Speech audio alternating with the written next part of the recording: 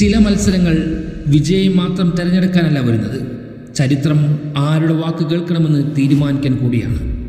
ബ്രസീലും നോർവേയും വീണ്ടും നേർക്കുനേർ നിൽക്കാൻ ഒരുങ്ങുന്നു.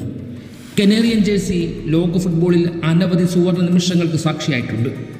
എണ്ണമറ്റ എതിരാളികളുടെ പ്രതിരോധം മറികടന്ന് വിജയങ്ങളുടെ ചരിത്ര പരമ്പര പോലും രചിച്ചു വച്ചിട്ടുണ്ട്. എന്നാൽ ആ മഹത്തായ യാത്രയിൽ ഇന്നും മായാതെ കിടക്കുന്ന ഒരു ചെറിയ ശൂന്യതയുണ്ട്. അതെ, നോർവേ. പരാജയപ്പെടുത്താൻ കഴിയാത്ത ചരിത്രം തലയ്ക്ക് മുകളിൽ അങ്ങനെ തീരാക്കടമായി എഴുതപ്പെട്ട് കഴിഞ്ഞിരിക്കുന്നു. ഇതുവരെ ഏറ്റുമുട്ടിയപ്പോഴൊന്നും ബ്രസീലിന് വിജയത്തിൻ്റെ ഒപ്പ് പതിപ്പിക്കാനായിട്ടില്ല.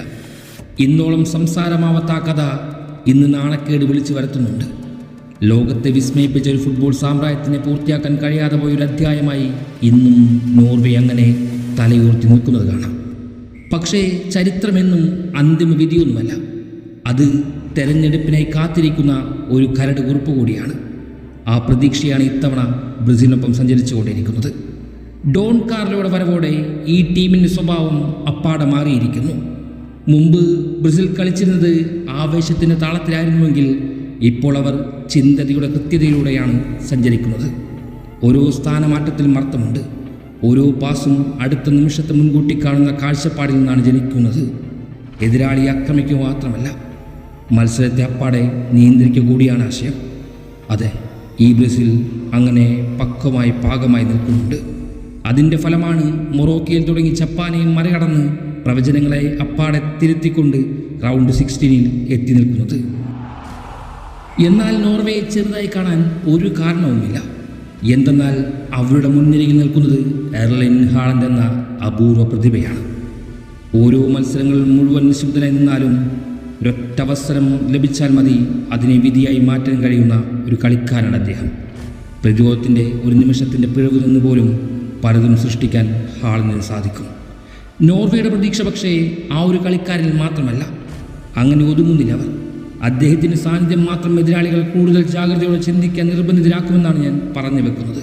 എല്ലാത്തിനുമപ്പുറം നോർവേ ഒരു മികച്ച സ്കോഡ് തന്നെയാണ്. അതിനെല്ലാം അപ്പുറം മറ്റൊരു കഥയും കൂടി ഈ മത്സരത്തിനകത്തുണ്ട്. ഹാലൻഡും വിനീഷ്യസ് ജൂനിയറും. ഒരാൾ ശക്തിയുടെ കൃത്യതയും മറ്റൊരാൾ എന്തും സൃഷ്ടിക്കാൻ ശേഷിയുള്ള കളിയഴകും. ഒരാൾ ഗോൾ കണ്ടെത്തുകയാണെങ്കിൽ മറ്റൊരാൾക്ക് ശീലം കളിയുടെ ദിശ മാറ്റുക എന്നതാണ്.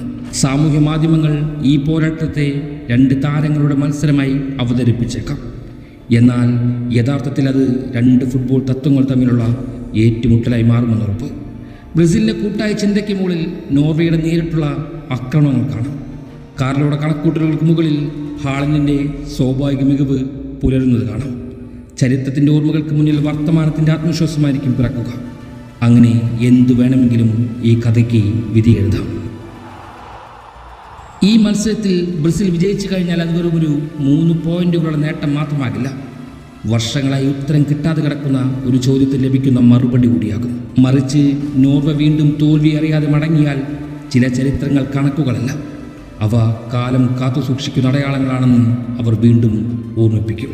അതിനാൽ ഈ ഒരു മത്സരം വെറും ഫലമറിയാനുള്ള കാത്തിരിപ്പ് മാത്രമല്ല, വർഷങ്ങളായി അടച്ചു പൂട്ടി വച്ചിരിക്കുന്ന ഒരു അധ്യായം ഒടുവിൽ പൂർത്തിയാകുമോ, അതോ ചരിത്രം വീണ്ടും തൻ്റെ പേരിൽ മറ്റൊരു വരി കൂടി എഴുതി ചേർക്കുമോ എന്നറിയാനുള്ള അടങ്ങാത്ത കാത്തിരിപ്പാണ്.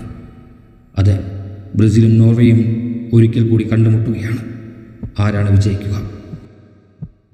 ഒരുപക്ഷേ കഥ ഇങ്ങനെയാണെങ്കിലോ.